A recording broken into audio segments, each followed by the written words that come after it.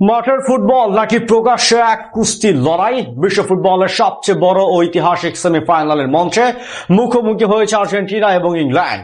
কিন্তু আটলান্টার Mercedes bench স্টেডিয়ামে প্রথম বাঁশি বাজার পর থেকেই দেখা গেল এক সম্পূর্ণ ভিন্ন চিত্র, যেখানে ফুটবল প্রেমীরা শৈলীর চেয়ে মাঠের ভেতর শারীরিক শক্তির প্রদর্শন যেন বেশি প্রাধান্য পাচ্ছে। থ্রি লায়ন্সদের গতির সামনে শুরু থেকেই কিছুটা নড়ে বড়ে ডিফেন্ডিং চ্যাম্পিয়ন আর্জেন্টিনা একের পর এক ফাউল, হলুদ কার্ডের ছড়াছড়ি এবং মাঝ মাঠে খেলোয়াড়দের ক্রমাগত ধাক্কা ধাক্কিতে খেলাটি রূপ নিয়েছে স্নায়ুযুদ্ধের এক চরম যুদ্ধক্ষেত্রে। ৩৯ বছর বয়সে লিওনেল মেসিকে থামাতে ইংলিশদের করা ট্যাকল বনাম বেলিংহামকে দেওয়া পারদেসের ধাক্কা আদতে কি চলছে ডালাসের এই পিচে? বন্ধুরা, সেমিফাইনালের প্রথম ৩৮ মিনিটের খেলায় যে ফুটবলের চেয়ে ফাউল আর ধাক্কাধাক্কি বেশি হয়েছে তার প্রমাণ দিচ্ছে পরিসংখ্যান। ম্যাচ শুরু হতে না হতেই মাত্র দ্বিতীয় মিনিটে প্রথম শারীরিক সংঘর্ষের সূচনা করেন আর্জেন্টিনার মিডফিল্ডার লিয়ান্দ্রো পারেদেস, যখন তিনি কাঁধে সজোরে ধাক্কা দিয়ে বসেন ইংল্যান্ডের তরুণ তারকা জুড বেলিংহামকে। আর এরপর থেকেই যেন দুই দল ফুটবল বাদ দিয়ে একে অপরকে মানসিকভাবে টালিয়ে দেওয়ার এক অলিখিত মিশনে নেমে পড়ে। প্রথম ৩৮ মিনিটে দুই দল মিলিয়ে করে বসেছে রেকর্ড ১৬টি ফাউল। প্রথমার্ধের এই সময়টাতে পরিষ্কার কোনো সুযোগ তৈরি করা তো দূর, মাঠের গতি ধরে রাখতেই দুই দলের খেলোয়াড়দের রীতিমতো হিমশিম খেতে হয়েছে। চলুন এই প্রথমার্ধের আসল টেকনিক্যাল রোমাঞ্চ আর হলুদ কার্ডের নেপথ্যের কারণগুলো খতিয়ে দেখা যায়।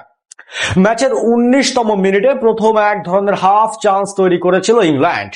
বাম পাশ থেকে মর্গান রজার্স চমৎকার একটি ক্রস বাড়িয়ে দিয়েছিলেন আর্জেন্টিনার বক্সের মাঝে, কিন্তু বক্সে কোনো ইংলিশ ফরওয়ার্ড না থাকায় আর্জেন্টিনার বাজ পাখি এমি মার্টিনেজ বলটি সহজে ক্লিয়ার করতে পারলেও প্রথম দফায় সেটি কবজায় করতে পারেননি। দ্বিতীয়বারের চেষ্টায় বলটি নিয়ন্ত্রণে নেন তিনি, যা ইঙ্গিত দিচ্ছিল আর্জেন্টিনার ডিফেন্স লাইনের স্নায়ু চাপের। ম্যাচের ৩৫তম মিনিটে এসে রেফারি প্রথম পকেট থেকে হলুদ কার্ড বের করতে বাধ্য হন। মাঝমাঠে জুড বেলিংহামকে কাটিয়ে মেসি যখনই দ্রুত গতিতে পাস বানাতে যাচ্ছিলেন, ঠিক তখনই যেন তাকে অবৈধভাবে টেনে ধরে ফাউল করেন এলিটন অ্যান্ডারসন।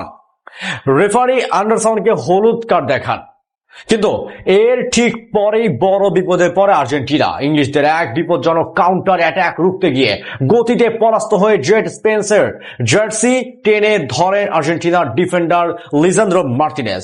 রেফারি তাকেও হলুদ কার্ড দেখান। হাইড্রেশন ব্রেকের ঠিক আগের শেষ আক্রমণে লিওনেল মেসিকে চমৎকার এক কর্নার কিক গোল করার সুযোগ পেয়েছিলেন আর্জেন্টিনা, কিন্তু Giuliano Simeone English keeper Jordan পিকফোর্ডকে ফাউল করায় শেষ সুযোগও নষ্ট হয়, যার ফলে 0/0 গোলের এক রুদ্ধশ্বাস ও অমীমাংসিত সমতা নিয়ে প্রথমার্ধের বিরতিতে যেতে হচ্ছে দুই পরাশক্তিকে।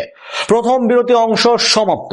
দ্বিতীয়ার্ধের রণকৌশল ও চূড়ান্ত বিজয়ী দলের বিশ্লেষণ জানতে চোখ রাখুন আমাদের পরবর্তী অংশে। ধন্যবাদ।